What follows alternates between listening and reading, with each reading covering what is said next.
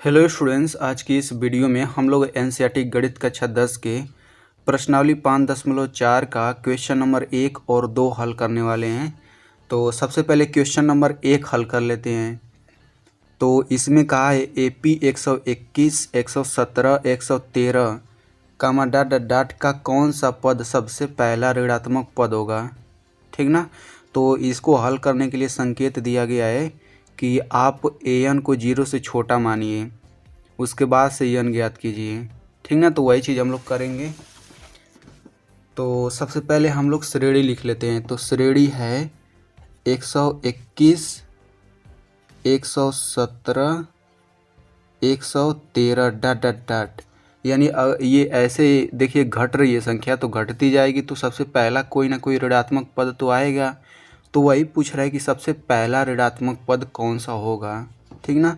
तो इस श्रेणी में सबसे पहले ए का मान निकाल लेते हैं, प्रथम पद।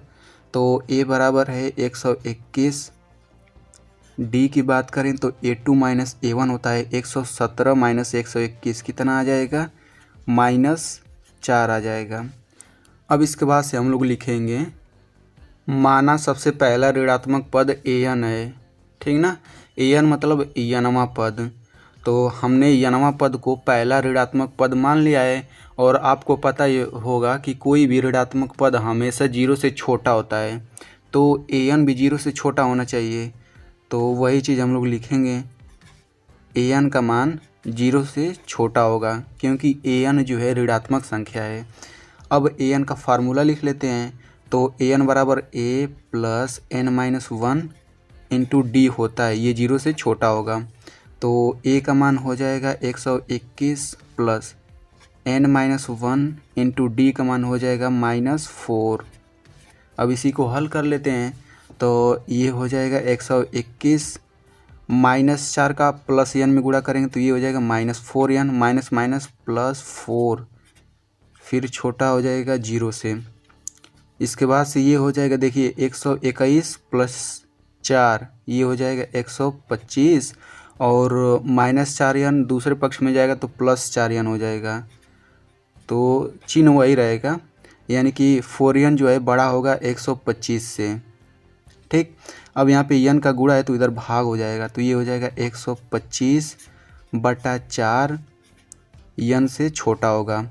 अब 4 से इसमें भाग दे दीजिए तो ये आएगा 4 × 12, 4 एकम 4, फिर 0.25, यानी कि n का मान जो है 31.25 से बड़ा है।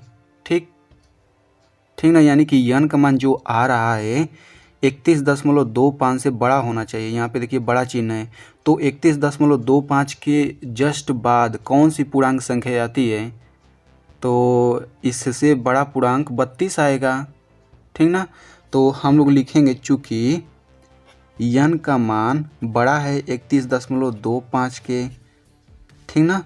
तो चूँकि इसमें पहला ऋणात्मक पूछा है, तो n का मान इसके जस्ट बाद वाली पूर्णांक आना चाहिए, यानी कि 32वां पद पहला ऋणात्मक पद होगा। तो हम लोग अंत में लिखेंगे अतः 32वां पद सबसे पहला ऋणात्मक पद है। ठीक ना। तो इस तरीके से ये क्वेश्चन हल हो गया। चलिए बढ़ते हैं अगले क्वेश्चन की तरफ। तो दूसरे क्वेश्चन में कहा जा रहा है कि किसी एपी के तीसरे और सातवें पदों का योग 6 है और उनका गुणनफल 8 है। यानी कि तीसरे और सातवें पदों का योग 6 है और तीसरे और सातवें पदों का गुणनफल 8 है। तो इस एपी के प्रथम 16 पदों का योग ज्ञात कीजिए। ठीक। तो हम लोग 16 पदों का योग ज्ञात कर सकते हैं यदि इस समांतर श्रेणी का प्रथम पद ए पता हो और सर्वांतर डी पता हो। ठीक ना। तो सबसे पहले हम लोग ए और डी का मान निकालेंगे। तो यहाँ पे सबसे पहले हम लोग लिखेंगे माना एपी का प्रथम पद ए और सर्वांतर डी है। तो इतना मानने के बाद हम लोग लिखेंगे प्रश्नानुसार। तो प्रश्न में कहा जा रहा है कि तीसरे और सातवें पदों का योग 6 है। तो तीसरा पद हो जाएगा A3 प्लस सातवां पद हो जाएगा A7। इनका योग दिया गया है कितना, 6 दिया गया है। अब इसको हम लोग विस्तार कर लेते हैं। तो A3 का मतलब हो जाएगा A plus 3 minus 1 into D, यानी कि ये हो जाएगा A प्लस 2D प्लस। अब A7 का मान हो जाएगा A plus 7 minus 1 into D, यानी कि A प्लस 6D बराबर 6 हो जाएगा। अब यहाँ से A प्लस A कितना हो जाएगा 2A plus 2D plus 6D, ये हो जाएगा 8D बराबर 6। अब यहाँ से देखिए सब में से 2 कॉमन ले सकते हैं हम लोग, तो ये हो जाएगा A प्लस 4D बराबर 3। तो इसे हम लोग समीकरण नंबर 1 मान लेते हैं, ठीक ना। यहाँ से हम लोग A का मान भी निकाल लेते हैं। A बराबर हो जाएगा 3 माइनस 4D, इसे हम लोग समीकरण 2 मान लेते हैं, ठीक। अब यहाँ से अब आगे बढ़ जाते हैं। उनका गुणनफल 8 है, तो हम लोग लिखेंगे पुनः प्रश्नानुसार उनका गुणनफल 8 है, यानी कि A3 इंटू A7 का मान कितना दिया गया है 8 दिया गया है। बस जैसे जैसे कर रहे वैसे वैसे हमें करना है, फिर आंसर अपने आप आ जाएगा। तो A3 का मान हो जाएगा A प्लस 2D गुणा A7 का मान हो जाएगा A प्लस 6D बराबर ये हो जाएगा 8, ठीक ना। अब A का गुणा इन दोनों में कर दीजिए, तो A का गुणा A में करेंगे कितना हो जाएगा A स्क्वायर, A का गुणा 6D में करेंगे तो ये हो जाएगा प्लस 6AD। फिर अब 2D का गुणा ऐसे ही करिए A में, तो 2D का गुणा A में करेंगे तो ये हो जाएगा 2DA, या फिर 2AD भी लिख सकते हैं इसको। फिर 2D का गुणा इसमें करेंगे तो ये हो जाएगा प्लस 6 दूना 12D स्क्वायर बराबर 8, ठीक। अब यहाँ से ये हो जाएगा A स्क्वायर प्लस 6 2 8 AD, या फिर DA लिख सकते हैं, ये हो जाएगा प्लस 12D स्क्वायर।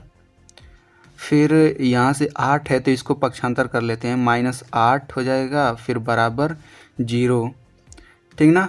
तो यहाँ से इस समीकरण में हम लोग A का मान रख देते हैं। इस समीकरण में A का मान हम लोग रख देते हैं इस समीकरण 2 से। तो सबसे पहले हम लोग इसे समीकरण 3 मान लेते हैं, ठीक। अब इसके बाद से हम लोग लिखेंगे A बराबर 3 माइनस 4D रखने पर, तो A की जगह इतना रख दीजिए, तो यहाँ पे A का जगह रखेंगे तो ये हो जाएगा 3 माइनस 4D का होल स्क्वायर, फिर प्लस यहाँ से ये हो जाएगा 8D कोष्टक में A का मान हम लोग रख लेते हैं इतना 3 माइनस 4D, फिर प्लस यहाँ पे हो जाएगा 12D स्क्वायर, फिर माइनस 8 इज इक्वल 0। अब इसे विस्तार करते हैं तो A माइनस B का होल स्क्वायर वाला फार्मूला लेंगे, 3 का स्क्वायर 9, फिर प्लस 4 चौक 16D स्क्वायर, फिर माइनस 2A भी होता है तो ये हो जाएगा 2 3 6 6 चौक 24, यानी कि माइनस 24D। अब इसके बाद से ये हो जाएगा प्लस 8 तरीके 24D, फिर यहाँ से 8D में माइनस 4D का गुणा करेंगे तो ये हो जाएगा 8 चौक माइनस 32D स्क्वायर, फिर प्लस 12D स्क्वायर माइनस 8 बराबर 0। तो यहाँ से देखिए ये कट जाएगा दोनों, तो इसे हम लोग काट देते हैं। अब इसके बाद से ये देखिए 9 में से 8 घटाएंगे कितना आएगा, ये 1 आएगा। 16D स्क्वायर में 12D स्क्वायर जोड़ेंगे तो कितना आ जाएगा, ये आ जाएगा प्लस 6 2 8 2 28D स्क्वायर, और यहाँ पे माइनस 32 को लिख लेते हैं, माइनस 32D स्क्वायर बराबर 0, ये हो जाएगा 1। और 28D स्क्वायर में से 32D स्क्वायर घटाएंगे तो ये आ जाएगा माइनस 4D स्क्वायर बराबर 0।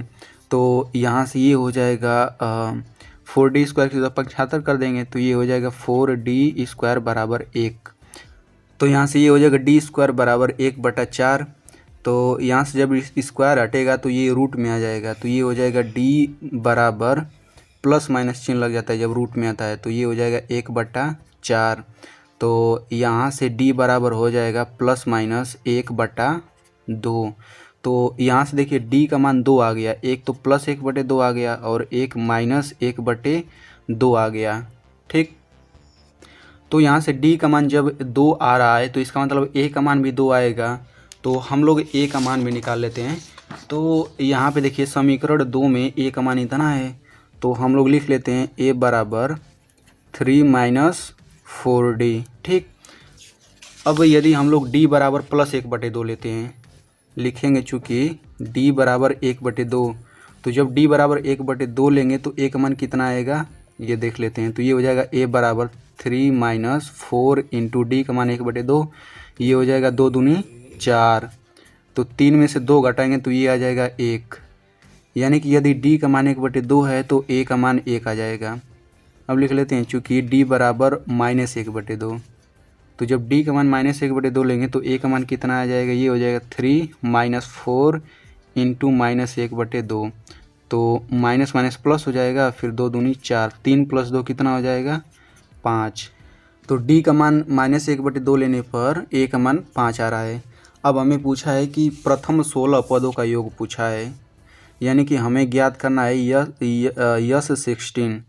तो इसे हम लोग ज्ञात कर लेते हैं। तो ये हो जाएगा 16/2 कोष्टक में 2 इंटू a। तो सबसे पहले हम लोग प्रथम a और d का मान लेते हैं, इसके 2 आंसर आएंगे।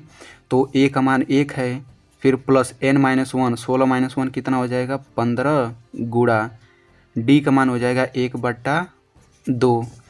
तो ये हो जाएगा 2 × 8 = 16, फिर 2 प्लस ये हो जाएगा 15/2। इसके बाद से ये हो जाएगा 8 गुणा 2 दूनी 4 और 15 में 4 जोड़ेंगे तो ये हो जाएगा 19/2, 2 चौक 8। तो यहाँ पे 19 का गुणा 4 में करेंगे तो ये आ जाएगा 76, ठीक ना। तो यहाँ से एक आंसर तो 76 आ गया।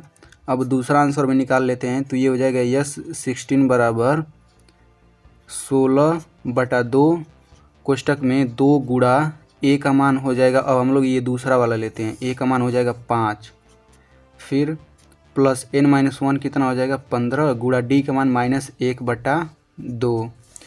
तो ये हो जाएगा 8, 5 दूना 10, फिर -15/2।